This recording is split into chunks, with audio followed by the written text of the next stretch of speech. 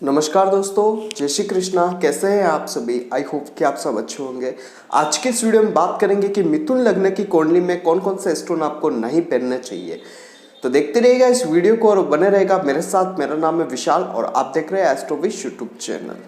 Subscribe कीजिए Astrowish YouTube channel को और बेल आइकन को प्रेस कीजिए जिससे कि मेरे द्वारा अपलोड की हुई सारी यूट्यूब वीडियोस का नोटिफिकेशन आपको मिलता रहे। आप देख रहे हैं world's number 1 free astrology service Astrowish YouTube channel.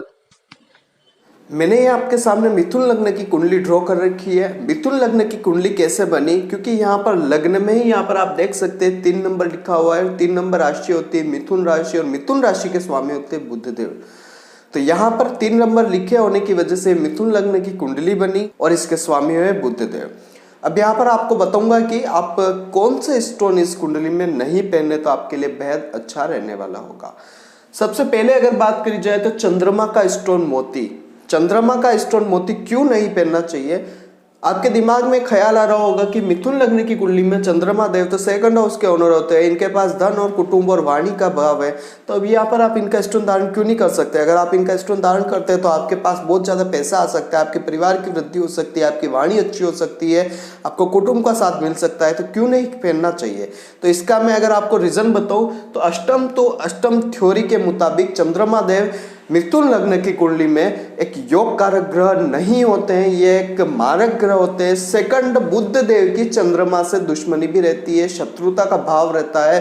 तो यहाँ पर आप अगर इनका स्टोन धारण करते तो इन भावों से संबंधित चंद्रमा आपको बुरे परिणाम देने लग जाते हैं। तो यहाँ पर आपको इनका स्टोन जो मोती है वो नहीं धारण करना चाहिए, क्योंकि चंद्रमा यहाँ पर आपको बहुत बुरे परिणाम प्राप्त कराएंगे। साथ ही धन की जो समस्या है उसको कम नहीं करेंगे, उसको और बढ़ा देंगे और आपके पास पैसा जो बचा कुचा होगा वो भी खत्म हो जाएगा। तो यहाँ पर आपको इनका स्टोन धारण नहीं करना चाहिए।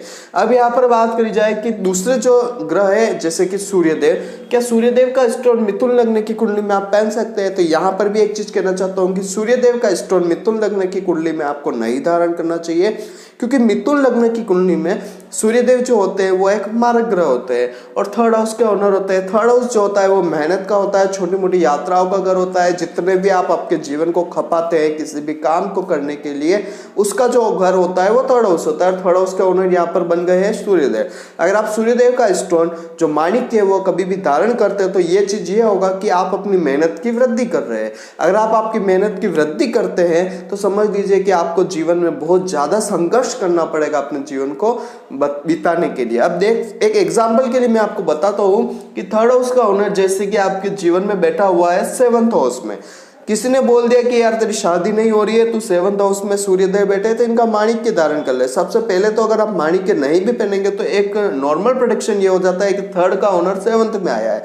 7th में आने की वजह से एक तो आपके वैवाहिक जीवन में देरी करेगा, वैवाहिक जीवन में यानी कि आपकी शादी होने में बहुत ज्यादा संघर्ष आपको करना पड़ेगा, मेहनत करवाएगा।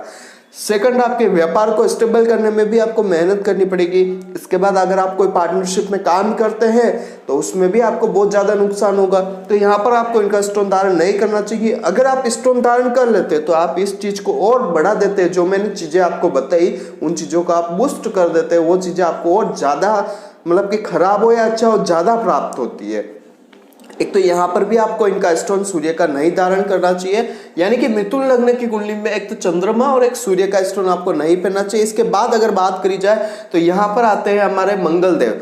अब मंगल देव भी जो है वो मिथुन लग्न की कुंडली में एक मारक ग्रह होते हैं, इनको योग कारक ग्रह की पदवी नहीं मिली हुई है, क्योंकि ये जो ग्रह होते हैं 11th हाउस, ये भी एक ये समझ लीजिए कि मृत्यु का भाव या हम इसे कह सकते हैं मारक भाव माना गया है। और सेकंड यहाँ पर छठा घर जो होता है उसके स्वामी भी मंगल देव ही होते हैं। यहाँ पर इनके वृश्चिक राशि आती है और छठा घर जो होता है वो रोग, ऋण और शत्रु का घर होता है। अब यहाँ पर इस घर से संबंधित भी आपको इनका स्टोन नहीं पहनना चाहिए। सेकंड, एक और चीज बता दूं क्यों नहीं पहनना चाहिए। तो यहाँ पर आप देखेंगे अगर आप मूंगा धारण करते हैं तो आप सोच रहे होंगे कि आपको 11th हाउस के जो फल है वो प्राप्त हो जाएंगे, लेकिन ऐसा नहीं होता है। जो भी मारक ग्रह होते हैं वो जब भी आप इनका स्टोन धारण करते हैं मारक ग्रहों का, तो वे अपने मारकत्व में वृद्धि कर लेते हैं। अब यहाँ पर आपको 6th हाउस का जो मतलब कि भाव के जो फल है वो आपको प्राप्त होंगे, जैसे कि रोग, ऋण, शत्रु, आपके नौकरी में कुछ परेशानी आ जाएगी, आपके मतलब कि कुछ ऐसे रोग उभर सकते हैं जिन रोगों से आप कभी मतलब कि छुटकारा पा ही नहीं पाओ। उसके बाद अगर आपको किसी ने बोल दिया कि लाभ में वृद्धि होगी, तो ऐसा लाभ किस काम का जिसमें आपके रोग की वृद्धि हो, आपके शत्रु बन जाए, आपको मतलब कि बहुत ज्यादा इंस्टॉलमेंट यानी ऋण लेना पड़े। तो इस चीज से बचने के लिए आपको इनका स्टोन जो मूंगा है वो नहीं धारण करना चाहिए दोस्तों। इसके बाद आते हैं देवगुरु बृहस्पति। तो यहाँ पर आपको एक चीज बता दो, देवगुरु बृहस्पति और बुध देव के अंदर शत्रुता तो है, लेकिन उनका स्टोन आप मिथुन लग्न की कुंडली में धारण कर सकते हैं। कारण क्या रहता है? कारण ये रहता है, एक तो देवगुरु बृहस्पति जो स्वामी होते हैं यहाँ पर 10वें घर के, उसके बाद 7th हाउस के। अब यहाँ पर आप एक चीज का ध्यान रखिएगा कि देवगुरु बृहस्पति के पास ये दोनों जो घर है ये केंद्र के घर आते हैं, और यहाँ पर देवगुरु बृहस्पति दोनों अच्छे घरों के स्वामी होते हैं। और एक और चीज मैं आपको बता दूं कि शत्रुता होने के कारण भी देवगुरु बृहस्पति को सम की पदवी प्राप्त है बुध देव से।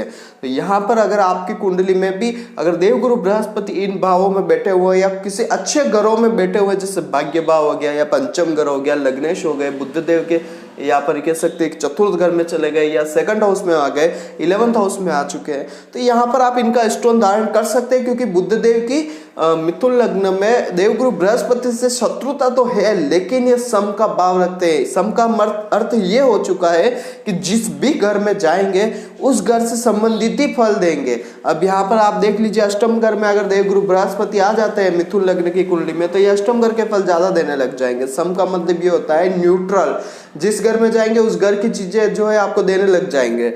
अगर अब यहाँ पर देखा जाए कि आपके भाग्य भाव में यहाँ पर देवगुरु बृहस्पति बैठे हैं, तो यहाँ पर आपके भाग्य में वृद्धि करने लग जाएंगे, तो आप इनका स्टोन यहाँ पर धारण कर सकते हैं। तो देवगुरु बृहस्पति का स्टोन मिथुन लग्न में आप पहन सकते हैं, लेकिन सूर्य का स्टोन माणिक्य, चंद्रमा के स्टोन मोती और मंगल का स्टोन मूंगा आपको इस मिथुन लग्न की कुंडली में नहीं पहनना चाहिए। ये आपके लिए बहुत बड़ी समस्या जीवन में लेकर आ सकता है। तो आज की इस वीडियो में जाना लग्नेश बुध की कुंडली मिथुन लग्न में आपको सूर्य, चंद्रमा और मंगल के स्टोन धारण नहीं करना चाहिए। यहाँ पर अगर आपको हेल्प के लिए बता दूं तो आप मिथुन लग्न की कुंडली में बुध का स्टोन पन्ना, साथ ही शुक्र का स्टोन जो होता है हीरा, वो आप पहन सकते हैं। और यहाँ पर शनिदेव का स्टोन नीलम भी आप धारण कर सकते हैं। और देवगुरु बृहस्पति का स्टोन जो होता है पुखराज, वो भी आप इस कुंडली में आप पहन सकते हैं। ये स्टोन आप जीवन में धारण कर सकते हैं, लेकिन उनको धारण करने से पहले भी आपको ये देखना होगा कि उनकी स्थिति किस घर में बनी हुई है।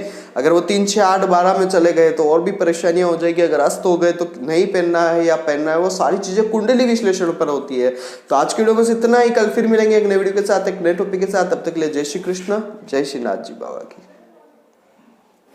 आई होप कि मेरे द्वारा बताई गई जानकारी आपके लिए हेल्पफुल और महत्वपूर्ण रही होगी। अगर आपको ये वीडियो पसंद आती है तो इसे दूसरों के साथ भी शेयर कीजिए, जिससे कि दूसरे लोग भी इस चीज का फायदा उठा सके। दोस्तों बने रहिए इस चैनल के साथ। मेरा नाम है विशाल और आप देख रहे हैं एस्ट्रोविश यूट्यूब चैनल। जय श्री कृष्ण।